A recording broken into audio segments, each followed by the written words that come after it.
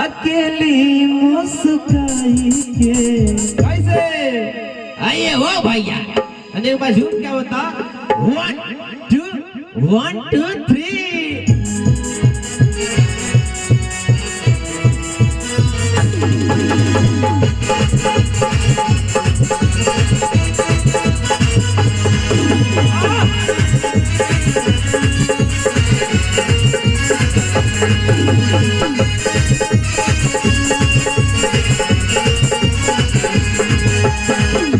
माटी की मूर्ति से तकेली मुस्काई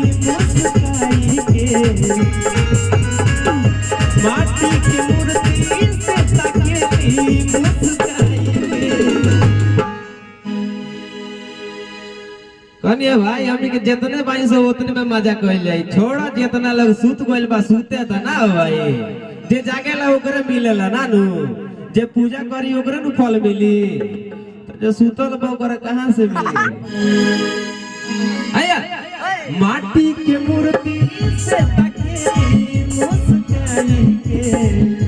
माटी के मूर्ति से तकेली मुस्काई के हाय रे दादा मुझे गए भैया हो हमनी के भोजपुरी भाषा कमाल के ना हो इंग्लिश में जब दर्द होला नु त कहल जाला पेन हो रहा है आ हिंदी में दर्द होला नु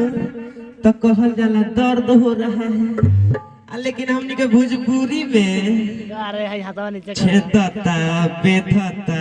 ऐठता टूटता फाटता पिराता बथता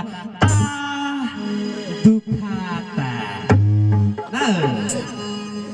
कि माटी के मूर्ति से तकेली मुस्काई के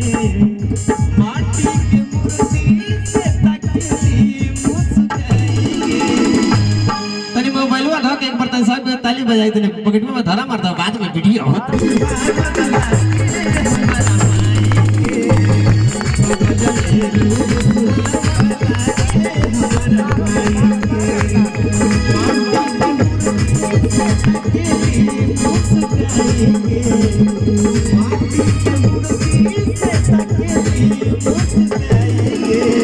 तनी को तो पॉकेट तरह जान लगता है कप कॉपी देले होता है ना चलावा